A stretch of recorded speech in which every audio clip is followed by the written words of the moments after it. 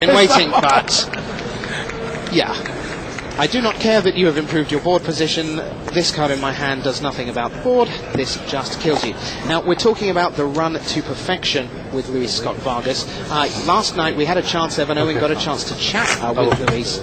So while they're getting ready for game two, let's see if we can hear some thoughts from Luis Scott Vargas about getting his way to the possible perfect 19-0. Couldn't do more than try. Nope. Oh, we hear these guys talking as they sideboard. Nice overhead shot of the arena. And we'll see what we can do about queuing that video up for you. In the meantime, let me talk to you about what LSV is doing out of the sideboard here. He is bringing in Baneslayer. He's bringing in Behemoth Sledge. He's bringing in Mystic, and he's bringing in Dauntless Escort. All right, let's hear from LSV now. This recorded last night. And then I'll tell you what he brings out when we come So back. after I was 12-0 and pretty much locked for the top 8, I had to figure out what to do because most people, once they're locked, they can draw or concede or whatever. But it turned out I just played against some people I didn't know. Didn't really have a particular reason to want them in or out of the top 8, and I figured I wanted to go, try to be undefeated. And then once I was 13-0 at that point, I had, no plans of doing anything but trying to win. And I managed to pull out the wins in round 14, 15, and 16 to 16-0, which was, I think, pretty surprising to me, just like, everyone else. So there you have LSV, pretty surprising to him. Yeah, you should have seen the crowds around the feature match arena down the stretch there for LSV. Yeah, it's amazing it got covered at all because it was so hard to get there. Oh, yeah, I mean, we were literally sort of shoving. It was like linebacker mode, wasn't it? Yeah. Absolutely. I can tell you that in the second semi-final, although Carl Bogomaz is one down in double quick time to Craig Wesco, he is fighting back in game two. His one sideboarded Malakir Bloodwitch has come to play. As you know, that is not ideal not having for a white bolt decks. put in the piles, That's the damage, biggest hole in Craig Wesco's deck, and it's the reason that the Dread Statuary is in his deck. It's that's specifically part of so he can attack him. I need to do to beat Jund, So we talked about what else we sided out here. Sided out Baneslayer, or sided in Baneslayer, sided in Sledge, sided in a Stoneforge Mystic, sided in his Dauntless Escorts. But he is taking out his Planeswalkers, probably taking out the birds, and he wasn't sure whether or not Simon was going to be bringing in Master of the Wild Hunt, and depending on whether or not he brought in Master of the Wild Hunt was going to determine whether or not LSV left in or took out the bolts, which we saw with the decider in Game 1. Well, of course, coming out of the Swiss, LSV was the top seed at number 1. He may yet not be the top American finisher. Let's take a look for you. Here are the top Americans, some selected highlights for you. The top 10, and some pretty awesome names there. Kyle, Luis, Craig Wesco, Tom Ross, just missing out. That 9-1 record in Standard, not quite enough for him. He's the designer of the deck Luis is playing in the top 8 today, Boss Naya. Patrick Chapin, great to see him back in the top 16. 8-1-1 with his blue-white control deck that we did a deck tech on. Apparently was a very, very popular deck in the public events all day yesterday. Justin Chen, not someone I know much about, just missing out on top 16, but all these players auto-qualify for the next Pro Tour. If you make the top 50 at a Pro Tour, that guarantees your slot at the next one, regardless of qualifiers, rating, none of that matters. Top 50, you're in. And nice to see Ben Peebles Monday up high in the standings as well. So there are your top Americans. The players are getting ready for Game 2. And 3 Americans in the top 4. Gary, do you count Godinez Vito Giras as an American? Yeah, of course I do. Well, he also had a pretty strong finish, didn't he? Yes, he did. And he is, I think he was in the top 64 just about. I'm going to have to check on that for you. I'll keep. Sometimes he gets lumped in with the other Lithuanians. Yeah, well, he always wears the Lithuania shirt, right? Oh. Pretty much. So, turn 1, Wildner Cattle, we're underway. Savage Lands, here we go again. Go. Raging Ravine for Gertsen. 18. And Stoneforge Mystic. Which is almost certainly going to be for Behemoth Sledge. From that top-down view, I always think Stoneforge Mystic looks like one of those guys guiding the aircraft in with the, with the orange flares. It's like down a bit, left a bit. Sorry. That's exactly what he's doing. Guiding the Basilisk collar into land. Yeah. He actually sides out his collars. Right, okay. So I suppose this guy has been great also? Yeah. Every card in his deck has been great also, Simon. Land number 3. Is this a Lightning? No, it's a Thrynax. Go. Ooh, no third land for LSV. Sure.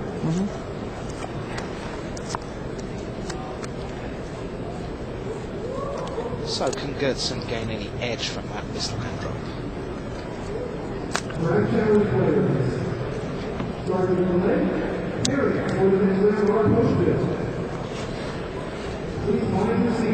Looks like a lava claw reaches over there.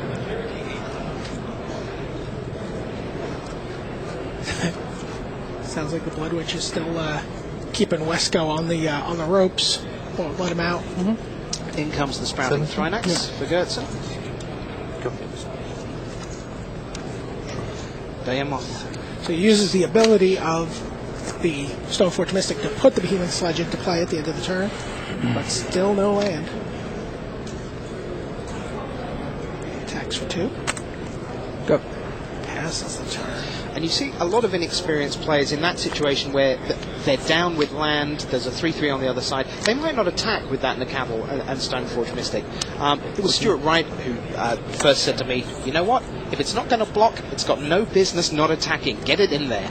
And LSV wastes no time sending the Mystic and the Nacatl. Yeah, in Chicago Simon, he felt like this matchup really came down to who was going to be the aggressor. And who's the beatdown? Very much, he said very much like who's the beatdown. He was actually quite willing to let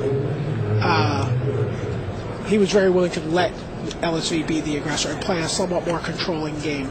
You see, LSV tried to path to exile his Stoneforge Mystic to get a land, and we saw Bolt in response. And Bolt again. In response to equipping Behemoth Sledge onto Wild Nacatl. And now Gertson comes with Broodmate Dragon, 4 and 4. Such an exciting card. In comes the Thrynax. The double dragon.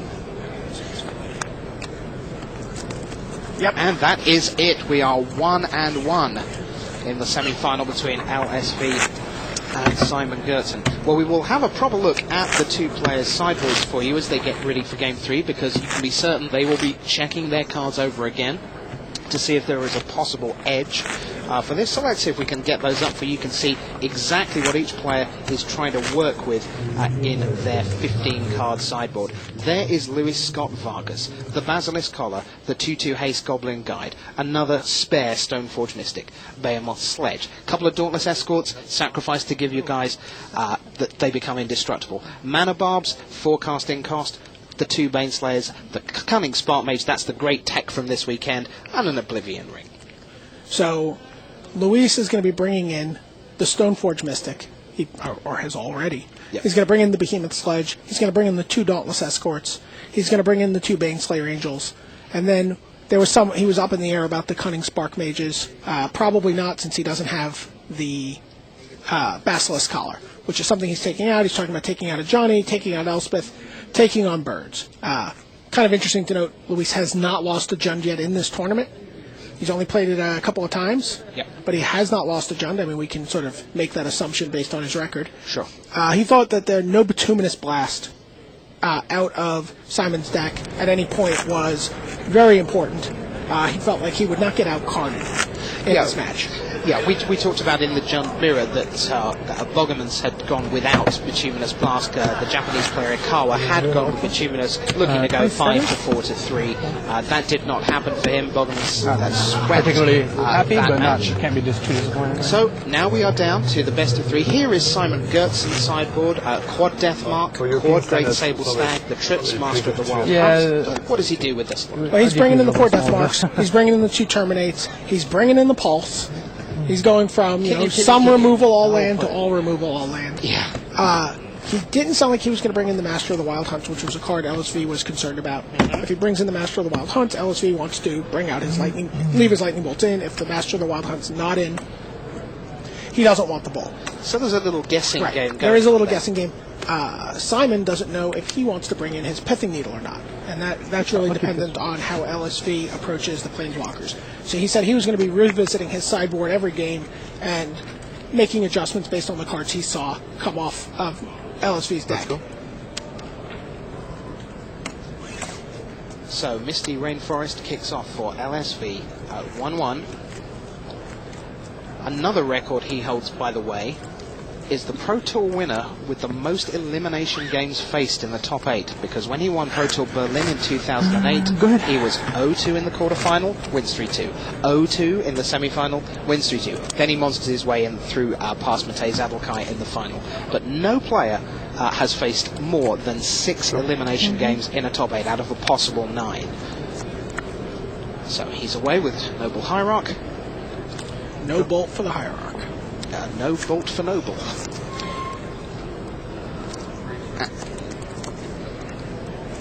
So it sounds like the Malakir Blood Witch went all the way, despite a couple of dread statuaries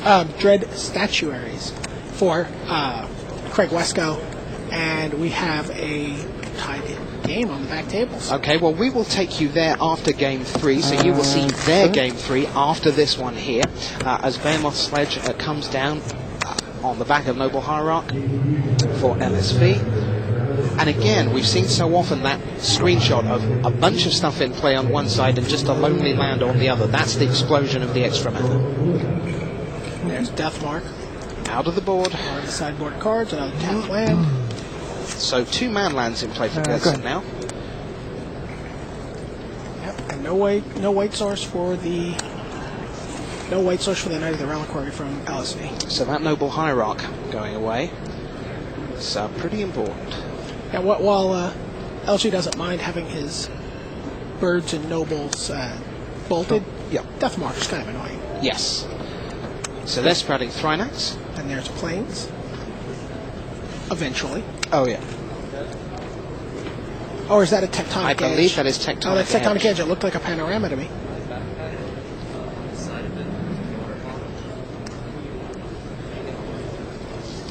So the Edge can... not a Plains. No, not now or ever. Not an Expanse. So the Thrynax comes in. 15? Yep. 15, LSV. And we see a Broodmate Dragon there in Gertson's hand, a Bloodbraid Elf. Putrid Leech. Also a Maelstrom Pulse. It's a pretty exciting hand for Gertson right now.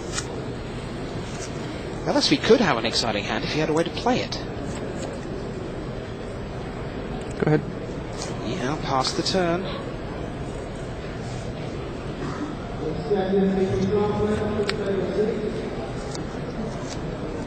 The Sledge is a threat if LSV can ever get a creature to stick, but it's looking increasingly unlikely he would ever be able to do so. Looking at Gertson's hand.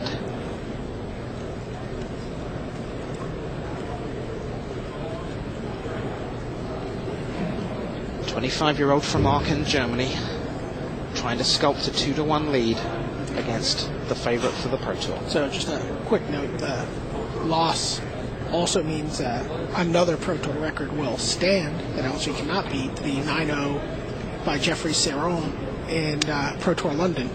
Ah, indeed. Yes, around 2005. Mono red deck, if memory serves. Yep. 3-0, 3-0, 3-0. Thank you very much.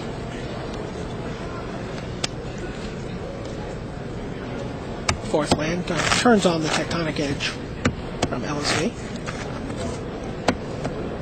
Should he want to kill a Raging Ravine?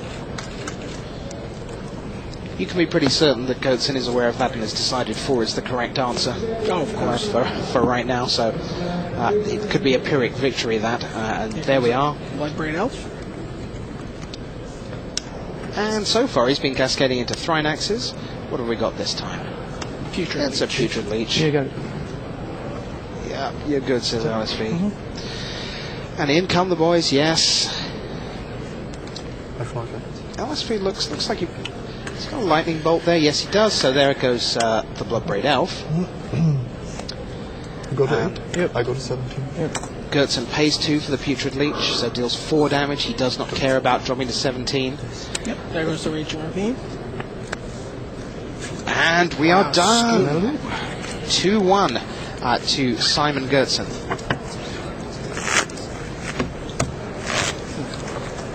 Luis is on the brink of elimination. So, We will head to the table in the back very shortly. Just taking a comfort break over there is Carl Bogemers. He's just coming in. You see Craig Wesco there, 27. Seems very, very relaxed. He's been playing for almost 14 years. There's Carl Bogemers, the 20-year-old from Waterford. In Michigan. I was talking to him during lunch, and he was saying, there are a ton of people rooting for me in local stores all over that sort of greater area, because he's well known in so many stores. He kind of spreads his Friday nights around the locality, so to speak. So that's Carl, 4th Pro Tour, been playing for 9 years. Debut at Charleston 06. BDM, you've played in a couple of team Pro Tours. How does that feel? Is it a nice way to make a debut when you're on team, or is there something very special about being just you? It's a lot of fun. I mean, we saw that last time we were in San Diego with Jacob Van Lunen and Chris Lockman, the security of having your friend there and knowing that you're having a good time no matter what happens.